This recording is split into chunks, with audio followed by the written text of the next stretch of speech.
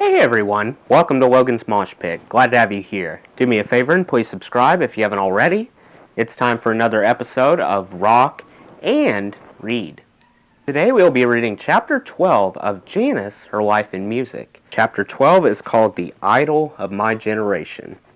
A quote from Janis begins the chapter. It goes, "Either we are all going to go broke and split up, or else we'll get rich and famous." Here we go. Despite the confusion and confrontation in the days before leaving California, Janis was optimistic about the band's trip to Chicago, her ambition blazing. "Chicago is blues heaven, and I can hear and be heard by some important people," she wrote her parents. "I really dig flying, and being an R&R band or flying to a gig is even more exciting." Janis hoped to use the Chicago residency, away from San Francisco trendsetters, to test and increase her musical skills and contributions to the band. Big Brother wanted to expand its audience outside the cocoon of the West Coast fan base. Instead, the Chicago residency became a crucible for the band, a case study in dues paying. Janis dealt with this latest disappointment and rejection by drinking heavily, a habit that would accompany her back to San Francisco in September. Throughout, though, she developed an onstage persona and became the essential voice of the group. The trip went badly from the moment Big Brother landed at O'Hare International Airport in the heat of August 1966. The band members had no place to stay, no manager to call for help, and very little money. They made it into Old Town near the North Side Entertainment District, lugging their bags and their equipment, searching for a hotel that would take them. "We got lots of the 'is it a boy or a girl' sort of crap," said Peter Albin, an early sign of the baffled reception they'd receive in the Windy City. Albin contacted his Aunt Leslie and Uncle Roger Rush in suburban Glenview, and they invited the maroon group to stay at their Pleasant Lane home. Sam, with speed freak Rita in tow, opted to couch surf in Chicago. The Rushes were appalled by the band's disheveled appearance, though their teenage children, Nikki, Kathy, and Chris, were thrilled to meet real-life hippies. The senior Rushes decided to take a vacation to Florida, leaving the house to their kids and the Californians, a fact Janis omitted when writing the Joplins. "They're really nice people with 3 super creative and bright kids. Have a big air-conditioned house in the suburbs, loaded us a car. We're all kind of sad about having to leave our house in the country, though." Mother Blues, a well-known folk music venue at 1305 North Wells Street, was expanding into rock shows.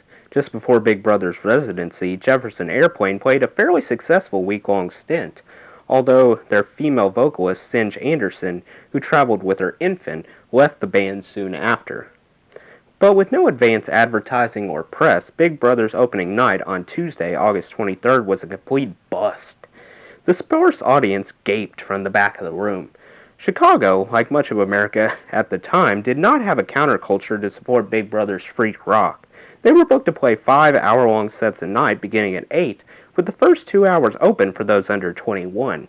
But the teenagers wouldn't dance or hoot or holler or cheer us or anything, according to Peter Albin. Then at 10 o'clock, when the bar served drinks, the older crowd came in and they were white-collar drunks, a bad scene. "They don't get stoned," Janis complained later to a journalist. "Nobody was having any fun, man. They were all just drunk." Instead of finding blues heaven, she landed in what she called a strange town, really the Midwest. In a letter home, she admitted that 5 sets a night, 6 nights a week, is really hard work. "Our music isn't really going over either. There are so many good blues bands in Chicago that we pale beside them, and that makes playing all the harder." Janis's bandmates cast blame elsewhere. "They didn't understand the music, couldn't dig it at all, hated it, in fact," Albin said later. Meanwhile, after a night of heavy drinking, Janis and James Gurley rekindled their affair, sharing a bedroom at the Rush home. In Chicago, Janis finally heard from her father for the first time since she'd left Texas more than 2 months earlier. His steely note inquired about her future. "As you have so studiously avoided the topic, we are assuming that you feel your present venture promises success, and you will not be back here for college next month. If this assumption is incorrect, let us know immediately, as we need to know. On the other hand, if the assumption is correct, all we can do, I guess, is to wish you the very best of luck and all the success you hope for." In her reply, Janis attempted a lengthy explanation of her decision to focus on music and the positive effect performing had on her mental state, enabling her to stop taking the Librium prescribed to her for anxiety. She began, Daddy brought up the college issue, which is good because I probably would have continued avoiding it in my own admittable adult fashion until it went away. I don't think I can go back now. I don't know all the reasons, but I just feel that this all has a truer feeling. True to me. A lot of the conflicts I was going to therapist Mr. Garado about, I've resolved. Don't take my tranquilizers anymore. I don't feel like I'm lying now. I'd like to go back to school. I really would, but I somehow feel that I have to see through this first. And when I can, put myself through. If I don't, I'd always think about singing and being good and known and feel like I cheated myself, you know? So, although I envy many aspects of being a student and living at home, I guess I have to keep trying to be a singer. Weak as it is, I apologize for being so just plain bad to the family. I realize that my shifting values don't make me very reliable, and that I'm a disappointment, and well, I'm just sorry. My comfort with Big Brother and her limited success thus far seemed to provide the affirmation she needed. In reporting on her relationship with the band, she emphasized her professional goals. Just as she struggled between her own ambition and her parents' wishes, she made it clear that if the band, her new family, couldn't cut it, she would eventually leave them behind as well. The record thing I wrote you about caused quite a bit of emotional trauma within the group, she wrote. All sorts of questions of loyalty came up. I decided to stay with the group, but still like to think about the other thing. Trying to figure out which is musically more marketable because my being good isn't enough. I've got to be in a good vehicle. Unresponsive Chicago audiences pushed Janis to go further to get the attention she craved. After she and Big Brother were quite literally hungry, so she was desperate to deliver. Mother Blue's long, narrow stage became Janis's workshop. Without much room to move, she still managed to magnify her stage presence by experimenting with her persona. During instrumental breaks and while singing, she put her considerable energy into the tambourine or maracas, improving her rhythmic chops, tapping ever deeper into her innate musicality.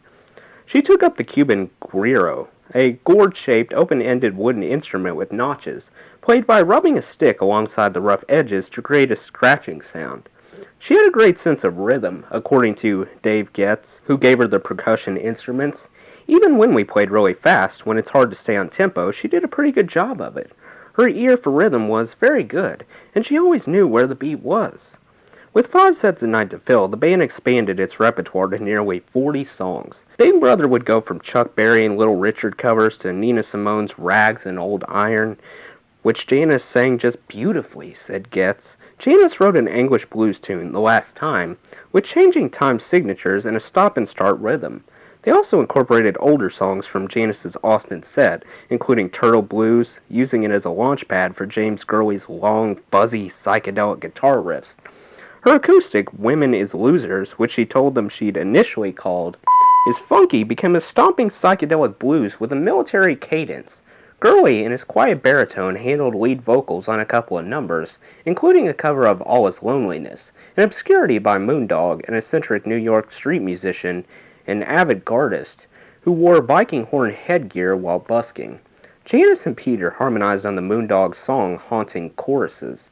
Gurley's other lead was an electrified version of the old Appalachian ballad Cuckoo, also known as The Cuckoo, to which Janis added her gliding soprano, as she had in her Austin days covering the song.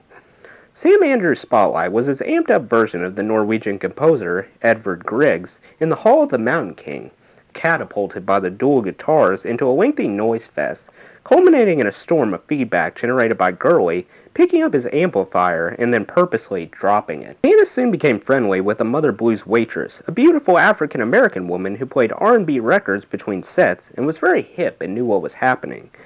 Getz recalled, a favorite among the 45s was the hit ballad I've Been Loving You Too Long to Stop Now, by Otis Redding, whose music would have had a major impact on Janis's evolving vocal style. Another hip local, Nick Gravenites, spotted Big Brother walking down Well Street one day. While previously living in San Francisco, he'd seen both Janis and Gurley perform individually at the Coffee Gallery.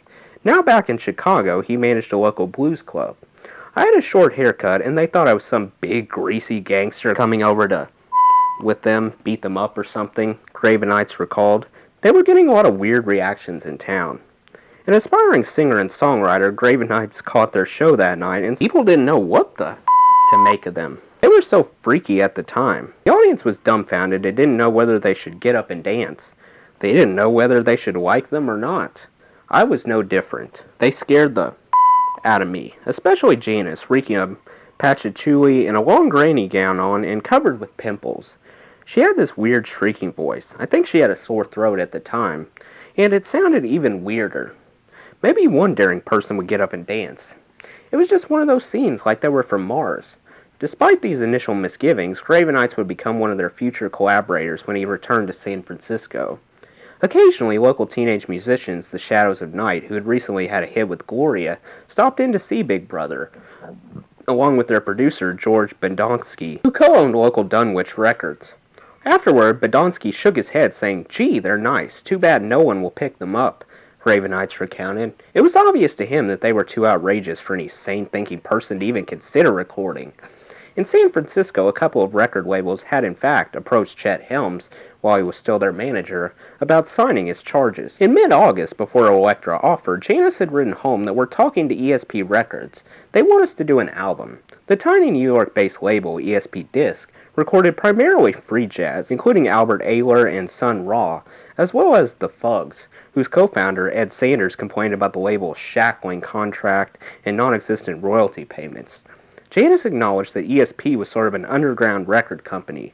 Not big and flashy, only does albums rather than 45s, the record industry's main currency in 1966, and only does slightly out-of-the-way groups, which I admit we are. We wouldn't get a big national following like the Love and Spoonful, but we'd have a steady following among the hippies. Larry Helms had rejected the ESP deal, and presently he had also turned down a recording contract from Bobby Shad, 46, founder of Mainstream, an independent jazz label. Born to Abraham Shadrinsky, his grandson is film director Judd Apatow. Shad began his career as a producer in the 1940s at the jazz and R&B label Savoy, and then became an A&R man at Mercury Records, working with such notable artists as Sarah Vaughan, Carmen McRae, and Jerry Mulligan, among others. The New Yorker established Mainstream in 1964 to reissue Commodore Records' Jazz 78s. Sniffing out the San Francisco rock underground back in July, Shad set up auditions at the historic former Spreckles mansion near Buena Vista Park. While Big Brother auditioned in the building's 4-track studio, Helms sat next to Shad, who was interested in recording them and other groups live at the Avalon. They played about 3 times, Helms recalled, and he says, "Hey, this is pretty hot." Shad offered a 6-month, 3-single deal. He starts outlining how he's going to screw the band out of their publishing, Helms recounted. "We're going to screw them out of this, screw them out of that. They'll never know the difference." Appalled, Helms signaled to the band that the audition was over. Big Brother, not sure if he made the right decision, followed him out the door. In September, Shad learned that Big Brother was in Chicago and approached the group again. This time, crucially without Helms as a license. The result was the worst disaster to hit the band during its Chicago sojourn. Shad's timing couldn't have been more fortuitous. After 2 frustrating weeks, Mother Blues had stopped paying the band its contracted fee, and Big Brother earned only the meager proceeds from the door, usually less than $100 a night. Meanwhile, the band members had no return plane tickets or money to buy them. They were stuck. The musicians' union couldn't help them, informing the group that its only recourse was to file a complaint, which would close down the club. It was at this point that Bob Shad offered a contract and a recording session in Chicago. Thinking that an advance could finance the trip home, the band was receptive. In Janis's case, she wanted to prove to her parents via record contract that she had made the right decision to stay with Big Brother, and that she could keep a commitment, according to Dave Getz. And we saw it as a way of locking the band together with Janis. I remember thinking, if this Chicago thing turns into a total disaster, she's going to call Paul Rothchild, and we're finished as a band. Janis had indeed phoned Rothchild from Chicago, but told him she had fallen for one of her bandmates, Gurley, and couldn't accept his offer. "This real far-out cat from New York was pushing us," Sam Andrew recalled later about the contract that would take an ungodly sum of money to undo.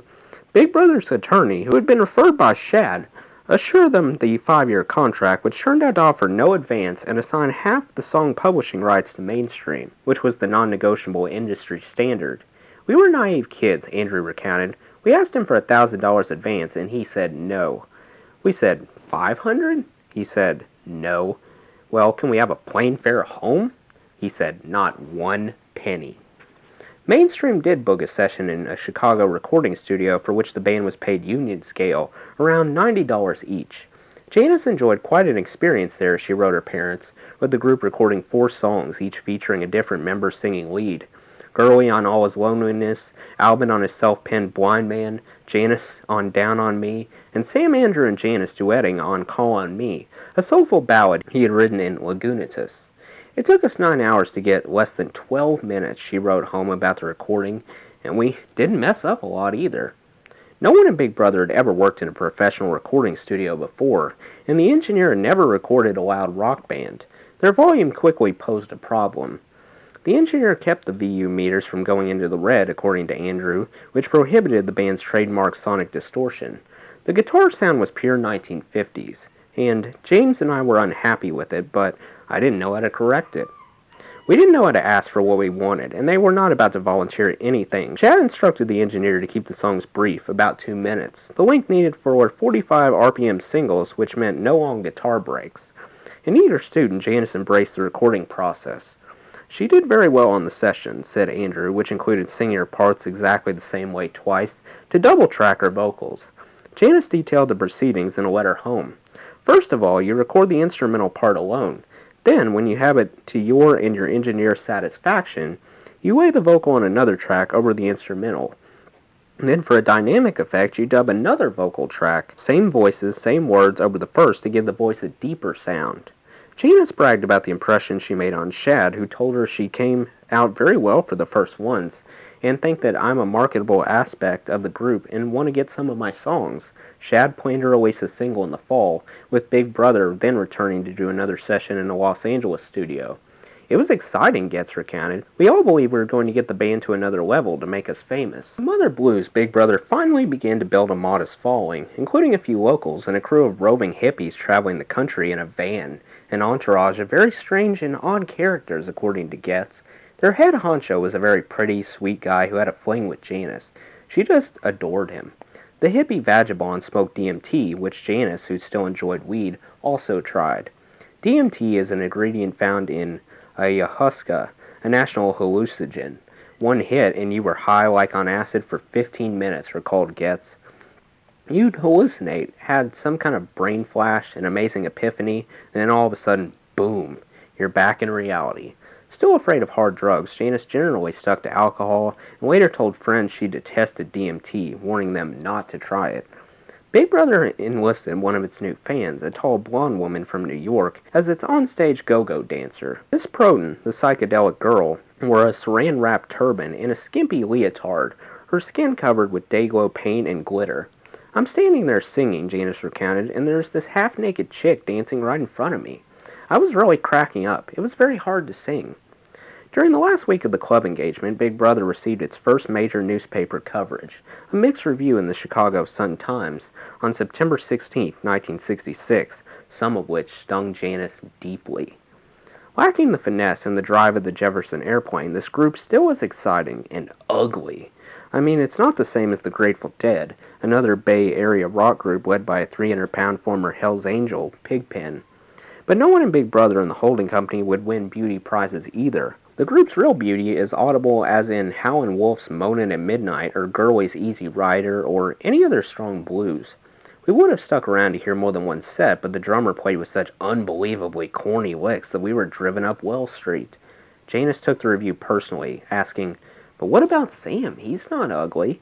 Back in San Francisco, she referred to it again, repeating to a writer, "They weren't as ugly as the Grateful Dead, but that we were still pretty ugly." After nearly a month in Chicago, the assorted difficulties led to fights and bad feelings among band members. Just a few days before leaving, Janis had a particularly nasty spat with Peter Albin after she stole a cashmere sweater from an apartment above Mother Blues where the band hung out. She said it was because the club isn't treating us right, according to Albin. I saw her steal it, and I said, "You've got to return that." She said, "This guy owes us money, and this is what he gets." I said, "It's the club owner's friend, not him." That's when we had one of our first shouting matches, and she used the F word several times at me. That didn't sit well with me. When the gig was finally mercifully over, the band signed up for a free drive-away car, delivering someone else's vehicle to the West Coast, excluding Albin, whose aunt bought him a plane ticket on September 19th. Big Brother plus Speed Freak Rita squeezed into a 1965 Pontiac Grand Prix. It was a big sedan, and in the trunk we had our two Dana Electro amps, my trap case, guitars, and some luggage, Getz recalled. My bass drum was in the back seat. Sam and Janis did all the driving. The journey home went no more smoothly than their weeks in Chicago. Passing through Nebraska, Janis noticed the turnoff for Clay Center, her mother's ancestral home. I almost drove in to meet my relatives, she wrote Dorothy from the car, but I couldn't remember their names, so we're still on the road. Farther west in Nebraska, the car squealed to a stop. Someone had spotted a huge field of what appeared to be marijuana. Everyone jumped out, grabbed handfuls of the cherished plants, and stashed the weed inside Getz's bass drum. The excitement, however, was short-lived. Just a few miles down the road, with Andrew behind the wheel, a police car pulled them over. The guitarist's driver's license had expired, but he was down on his knees thankful that the car wasn't searched before being ordered into the town of Ogawa to see the judge. In the makeshift courtroom, the guys were polite and deferential, but Janis, infuriated, as if back in Port Arthur, argued compulsively with the cops. They warned us, get the out of here, don't stop, after the band paid a $50 fine, said Getz. If you stay anywhere within Keith County, we're going to arrest you and throw you in jail. We don't want to see your kind around here again. Janis was just chomping at the bit the whole time. By the end of September, they were at last back at the Avalon Ballroom, playing a weekend of packed shows. Now these are our people, Janis proclaimed on stage. Big Brother immediately jumped into frequent gigging while settling into a rhythm in Lagunitas, which included daily rehearsals and songwriting sessions. Albin's catchy new acid rock number, Light is Faster Than Sound, became a crowd pleaser that Janis kicked off with her distinctive woes. She worked with him on her part, Getz recounted, just like she had worked with Sam for vocals on Call on Me and James on his Easy Rider. At one point she said, Dave, why don't you write a song? I wrote Harry, an abstract kind of thing. I said to everyone, okay, it's going to be a rhythmic phrase. Play whatever notes you like. The next day I gave them 2 more bars and we evolved this concept. The chaotic instrumental and edgy slap of noise ended with Janis's spoken, Harry, please come home, like a mom beseeching her runaway teen. She had a great time with Harry, according to Getz, doing funny stuff with her voice. People loved it. Janis's domestic side, cooking and sewing, blossomed at Lagunitas. She wrote her mother asking her to mail items she had left behind, including her knitting bag and yarn, her partially made Lone Star quilt, and her cookbook and recipe cards. She'll prepare communal dinners, and she bought a second-hand Singer sewing machine to make costumes to go with the $35 boots she bought in Chicago. So groovy, they're old-fashioned, tight, with buttons on the front, black. I'm going to make myself some sort of beautiful/outlandish dress to go with them. Writing home about fashion continued as her main connection to Dorothy. With Nancy Gurley and speed freak Rita's encouragement, though, Janis also slipped back into her dark side. Nightly, the 3 engaged in marathon bead stringing sessions. Necklaces, bracelets, ornamental window shades, room dividers, the feverish pace fueled by shooting speed. Before long, Janis returned to the drug she feared most. Nancy Gurley kind of promoted, other people doing a lot of speed, according to Janis's old friend from the Height, Pat Sunshine Nichols, with whom she'd reconnected. The women around Nancy were really influenced by her. Whether Janis's relapse happened just one night, or whether her resolve had weakened gradually as her heavy drinking resumed, is unknown. Perhaps she thought that after being clean for more than a year, she could dabble without getting strung out again. Regardless, like her friend, she seemed enthralled by the ritual of tying off, preparing the syringe, and shooting up. At one point, Dave Getz, having never injected a drug, asked the women if he could join them. They all got into a big argument about who was going to shoot me up, he recounted. I think Nancy Gurley won. She gave me a shot of meth, and I stayed up for about 3 days. To drive between Lagunitas and San Francisco, Janis bought a used Sunbeam compact convertible. She got her occasional lover, post or artist Stanley Mouse, to paint Big Brother and the Holding Company and the God's Eye symbol on the driver's side door. But with little money coming in from gigs, she could barely cover the British import's constant repair cost. It was a nice, clean, healthy little car, she wrote her mother, and now it's an out-and-out beatnik car, and it knows it. The starter motor burned out, so I had to push it to start it. Poor thing. It's out front, parked on a hill. In Hyde-Ashbury, she sometimes spent the night at Sunshine's apartment at 640 Ashbury Street. Pretty soon, we started going out to places together, Sunshine recalled. She always put me on the guest list. Sunshine, though only an acquaintance, had held on to Janis's belongings left behind when she had returned to Texas the previous year. Seeing the remnants of her former life must have stirred bitter memories. She was really surprised when she got them back, said Sunshine. quite a bit of jewelry, clothes she made out of shawls, and a decent-sized FM radio. Sunshine would remain one of Janis's most loyal friends, and eventually a drug buddy. Janis was becoming well known about the height, particularly after Big Brother's first interview was published on October 5th in the 8th issue of the typed, mimeographed fanzine Moho Navigator. Edited by David Harris and Greg Shaw, MN was the mouthpiece for Bay Area music. Founded in August 1966, 5 months after the nation's first serious rock music zine, Crawdaddy, was launched on the East Coast by a Swarthmore College student named Paul Williams. MN and Crawdaddy did for rock and roll what Downbeat had done for jazz and Sing Out did for folk. MN ran extensive interviews with bands. The previous issue included a Grateful Dead Q&A that found Jerry Garcia calling Janis an incredibly powerful singer. Her knowledge of style and her control is really phenomenal, as well as her range. He went on to suggest that they need more material that's adapted to her style, and to find a way to showcase Janis and get good material for her, as well as her and Peter working together. Mostly what they need is experience, and I think they'll come back from Chicago a lot tighter. Garcia's prediction was spot on. As Big Brother settled back into the West Coast life, gigging constantly, the fruits of their Chicago labors became apparent. When the five of them sat down with Shaw and Harris, they described their unpleasant Windy City residency, as well as answered MN's questions about the San Francisco scene. Though Garcia diplomatically told Mojo that he equally admired the Fillmore, operated by impresario Bill Graham and his family's dog Avalon. Alvin and James both emphatically said that they preferred the Avalon, a declaration in print that would come back to haunt them. An aggressive New Yorker and sharp businessman, Graham, originally business manager for the San Francisco Mime Troupe, had begun promoting shows at the Fillmore with Chet Helms in early '66. The two had been rivals ever since, each booking weekend shows. Loyal to Helms, Janis told MN that the Avalon was the real deal, while the Fillmore, where Big Brother rarely played, appealed more to tourists and drunken sailors looking to pick up chicks. MN carried news stories about the Heights scene, including coverage of the impending law criminalizing LSD possession in California, effective October 6, 1966. In protest, a love pageant rally was organized for Golden Gate's Park Panhandle, where costume revelers, led by acid test originators, the Merry Pranksters and Ken Kesey, the latter disguised as a cowboy, since he was wanted by the police on drug charges, tripped on acid. Janis and Sunshine made the scene, sharing cheap wine. Everybody took acid, Sunshine recalled, but she and I didn't. She said the LSD put her in her place she didn't like to be, not in control of herself. Shooting speed, conversely, returned Janis to that initial euphoria, an intense degree of concentration she had sought before. At the love pageant, Big Brother and the Grateful Dead each performed on a flatbed truck, surrounded by thousands of high-loving heads out there messing up the minds of the cops and everybody else in a fiesta of love and euphoria, as described by Tom Wolfe in the Electric Kool-Aid acid test. Numerous free concerts in the park would soon follow, culminating in the gathering of the tribes, or Human Be In, the following January. Something's going to happen, Janis predicted on MN when Mainstream released the album's debut, 45, Blind Man, with the flip side featuring All His Loneliness. Though Janis did not sing lead on either track, she was thrilled by the idea of having a record out. It isn't just going to carry on like this, she said. Either we're all going to go broke and split up, or else we'll get rich and famous. Deja vu.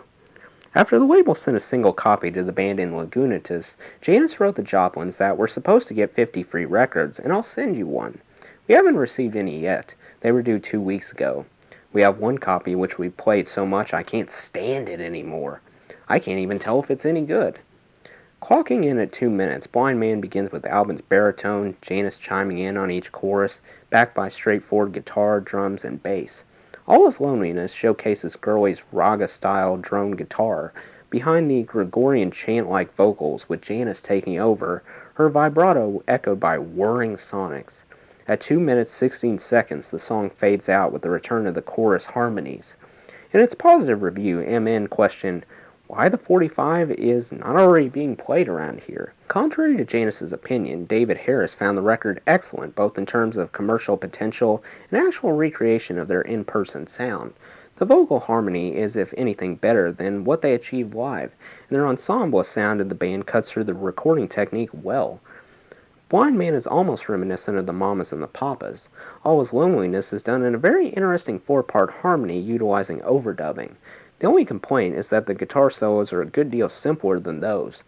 they use in person, and that is understandable for commercial reasons. Though the single got no AM radio play, the band was featured in a glossy new photo magazine, ID 1966 Band Book, First San Francisco edition, which Janis mailed to her family along with a picture of me looking beautiful off a proof sheet a photographer did of us. Still seeking her parents' approval, she introduced the freaky-looking people in the photo spreads as her new friends. "So you can see how groovy the people in California look," she wrote the Joplins. "The bands that are friends of ours are the Grateful Dead, the Quicksilver Messenger Service, the Charlatans, the Outfit, and the PH Factor Jug Band. Take a look at them and the family dog picture. The family dog is Sancho on top of the truck, the symbol for all those people that form a rock and roll corporation and put on dances every weekend. Those people are all friends of mine. Aren't they amazing? The people with stars after their names are members of Big Brother. I'm in the back of the right. They aren't dressed up. They look that way all the time. Now taken in perspective, I'm not so far out at all, eh?" Janis's growing popularity did not protect her from the wrath of Bill Graham. After fleeing the Nazis in his native Germany, Graham, born Wolf Grujonka, grew up tough on the streets of the Bronx before heading west, where he made a failed attempt at becoming an actor.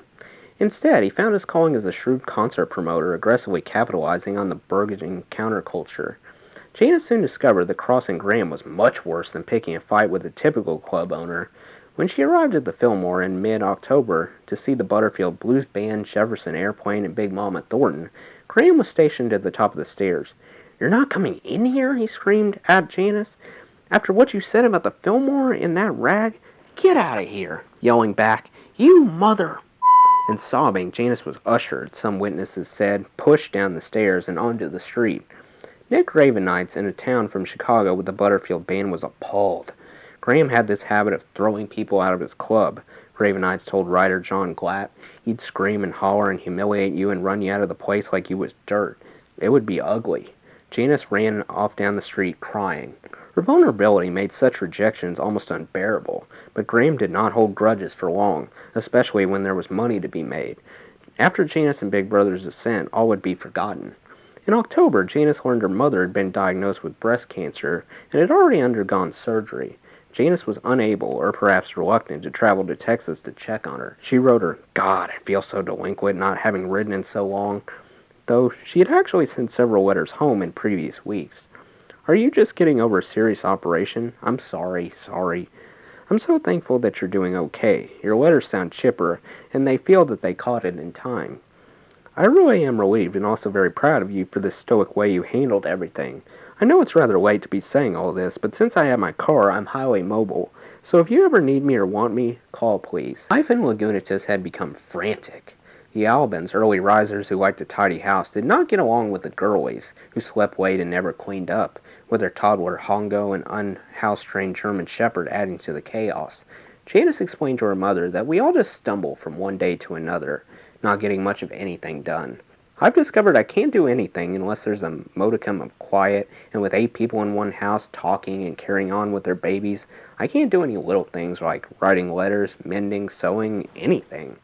For example, everyone is gone now. Allah be praised, so I can do this." Janis also felt isolated in Lagunitas, with the dead having to camp for a Victorian house at 710 Ashbury Street in the center of the action.